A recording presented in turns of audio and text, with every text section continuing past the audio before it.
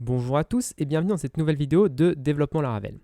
Alors actuellement, on teste le fait qu'on enregistre bien un abonnement en base de données, ici avec Subscription All, et on vérifie qu'il y en a bien un seul qui est retourné. Le problème de ça, c'est qu'on vérifie absolument pas que ce qui est à l'intérieur de cet abonnement est correct.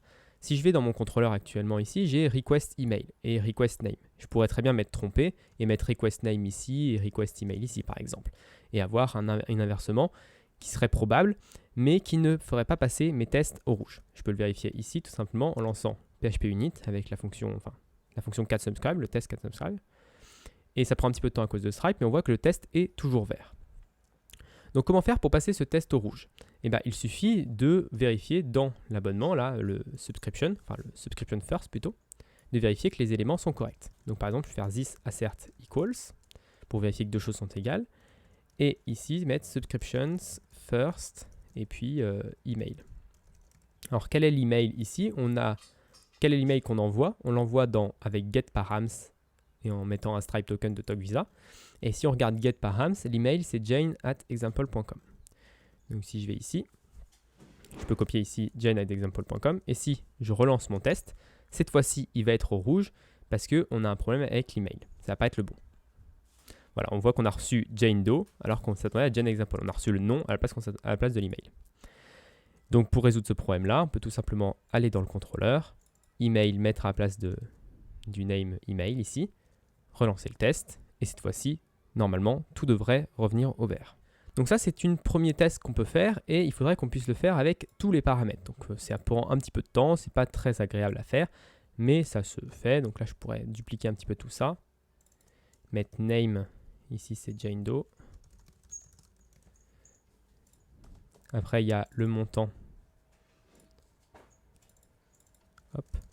qui est égal à 5. Ensuite, il y a la rue. Alors, je ne sais plus la rue, ce qu'on avait mis. On a eu 1, 2, 3 Main Street. Ensuite, on a le postcode, city et country. City et country. Et donc là, on a mis 999, New York et US.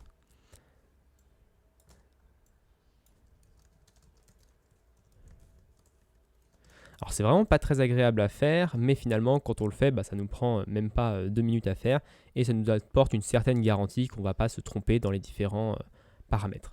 Donc là, si on revient sur le contrôleur, on voit qu'on s'est trompé sur le name. Normalement, si je relance mon test, cette fois-ci, on devrait passer au rouge en me disant que le nom n'est pas bon. On a mis l'email à la place du nom. Donc voilà, on a vu qu'on reçoit l'email alors qu'on attendait le nom. Donc là, je peux revenir sur mon contrôleur, ici mettre request name à la place de request email, et normalement, tout repasse au vert. Donc ça, c'est quelque chose qui est quand même important à faire. Ça prend pas beaucoup de temps, c'est pas très agréable, c'est pas ce qu'il y a de plus fun, mais en tout cas, c'est quand même bien de le faire dans nos projets. Le problème de ce que je viens de faire ici, c'est que quand on regarde ce test individuellement, on voit jane@example.com, on ne sait pas du tout d'où ça vient. Ça fonctionne, mais on ne sait pas d'où vient jane@example.com, on ne sait pas d'où vient Jane Doe, on ne sait pas d'où vient le 5. Voilà. Toutes ces informations-là, c'est un petit peu des valeurs magiques. Il faut qu'on connaisse vraiment le système en disant « Ah oui, il y a getParams qui est ici, et getParams, ça nous donne ces valeurs par défaut là. » Donc ce que je préfère faire dans ce genre de cas, c'est copier-coller, même si ça ne change rien, copier-coller les valeurs par défaut et les mettre dans mon poste. Et comme ça, on a vraiment, quand on regarde le test en entier, on voit vraiment la correspondance. Ok, là, il y a le Jane, on le voit juste au-dessus. Jane Doe, on le voit juste au-dessus. 1, 2, 3 Main Street, etc., etc., etc. Donc ça, c'est bien. Par contre, ça complexifie notre test. Si vous voyez, j'ai quand même un grand écran et on voit presque pas tout le test. Il prend toute la place de l'écran pour tout le test. Et donc ça, c'est un petit peu problématique. Il faudrait qu'on puisse couper peut-être ce test en plusieurs parties. Une partie qui vérifie qu'on enregistre bien l'abonnement, une partie qui vérifie bien qu'on fait le paiement, et une partie qui vérifie bien qu'on envoie le mail, par exemple. Ça pourrait être intéressant. Le problème de ça, c'est que vous voyez, notre test, il est assez lent. Il prend 5 secondes à s'exécuter tout seul. Donc si on devait le dupliquer en 3, on multiplie par 3 le temps de traitement. Et du coup, là, ça pourrait devenir vraiment compliqué et vraiment désagréable à coder et à utiliser. Donc dans les prochaines vidéos, on verra comment améliorer tout ça. En attendant, j'espère que cette vidéo vous a plu. Si elle vous a plu, n'hésitez pas à vous abonner et à la partager. Et moi, je vous donne rendez-vous la semaine prochaine pour une autre vidéo de développement Laravel.